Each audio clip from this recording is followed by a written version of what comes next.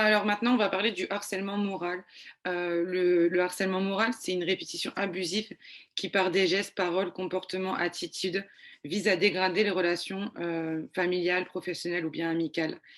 À noter que la France et l'Union européenne sont le plus souvent touchées par le harcèlement moral au travail ou bien dans les familles. Les, les victimes ont souvent et subissent après des troubles psychiques ou bien physiques mettant en danger la santé. Nous n'avons malheureusement pas de témoignages parce que c'est vrai que des fois c'est compliqué pour nos élus d'en parler, mais je vais donner la parole à Isaline. Effectivement, c'est, un harcèlement qui se trouve, sous des formes complètement différentes.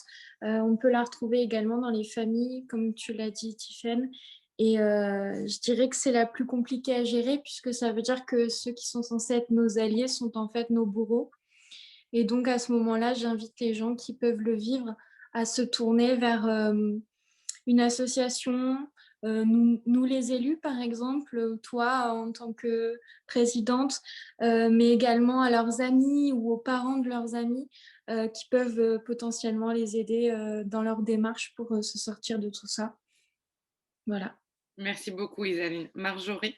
Alors moi, je voulais dire que le harcèlement moral, je pense que toutes les formes de harcèlement peuvent rejoindre au harcèlement moral, que ce soit scolaire, sexuel, parce que tous les actes, les paroles qui sont répétées rejoignent finalement le harcèlement moral, que ce soit au sein d'une famille, au sein d'une école, au sein de la rue, le harcèlement moral peut être omniprésent partout où on va, mais que je pense que c'est le plus difficile à déceler, parce qu'on a du mal à déceler si c'est une forme d'harcèlement style de ce qu'on a parlé tout à l'heure ou c'est une sorte d'harcèlement moral. Il est plus difficile à déceler et je pense à gérer. Merci beaucoup et c'est vrai, tu as raison. Florine. Donc, du coup, je vais juste revenir sur ce que Tiffany a dit en décrivant le harcèlement moral. Elle a parlé du domaine familial. Il faut savoir que s'il y a des parents qui entendent ce témoignage et qui ont des enfants qui vont du coup au niveau du collège ou de l'école ou du lycée ou quoi que ce soit, il y a quelque chose que beaucoup disent à leurs enfants et qui détiennent justement du harcèlement moral et qui peuvent suivre et engendrer des grosses difficultés pour l'enfant. C'est quand les parents disent à un élève oh, de toute façon, t'es nul, tu n'y arriveras jamais, t'es nul, tu sais rien faire à longueur de temps. Ou alors que quand il a des amis, par exemple, qui viennent à la maison et que enfin, le père ou la mère disent, ou tout simplement les frères et sœurs, hein, disent devant les amis, oui, dans tous les cas, lui, il est nul, lui, il sait rien faire, ou ouais, à l'école, il a des notes faibles ou quoi que ce soit. Ça reste de l'harcèlement moral et il faut savoir que pour une personne qui le subit du coup au sein de sa famille, sachant que ça touche du coup son cocon familial, c'est d'autant plus compliqué pour l'enfant.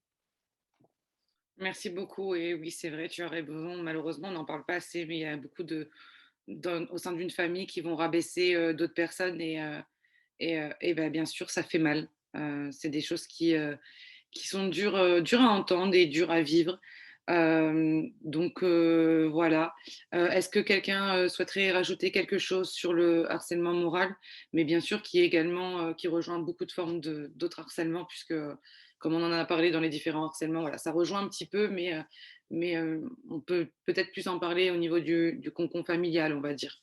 Donc, pour conclure sur le harcèlement moral, surtout parlez-en parce que quand on est dans son cocon familial, on peut se poser beaucoup de questions. Comment je vais faire? Comment je vais m'en sortir? Où je vais vivre? Et donc, du coup, la question qu'il faut se poser, c'est comment je vais m'en sortir? Du coup, si je devais répondre à cette question, je vous dirais qu'il existe beaucoup d'associations, beaucoup de personnes où vous pouvez en parler. Alors surtout, n'hésitez pas.